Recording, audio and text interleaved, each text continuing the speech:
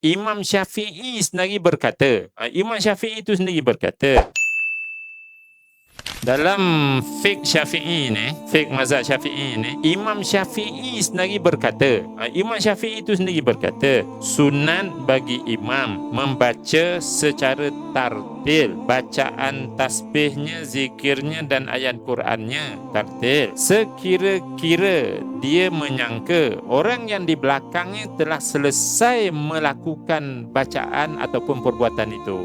Jadi maksudnya imam ni cuba saya kata bar je baca iftitah yang biasa kita baca tu, Allahu Akbar kabira sampai wa ana minal muslimin, ya. Praktis, ya. Imam sunat baca secara tartil tasbih zikir. Iftitah ni zikir, ya. Sekira-kira orang belakangnya dah habis baru dia pergi yang berikutnya. Maksudnya baru imam tu baca Fatihah. Okey, sekarang ni saya ngadap sini, puan baca slow-slow. Yang kuat tu saya pun baca slow juga, ya. Ni imam ni kiblat sana, ya. Okey. Saya kata bar je baca iftitah. Okey. Allahu Akbar.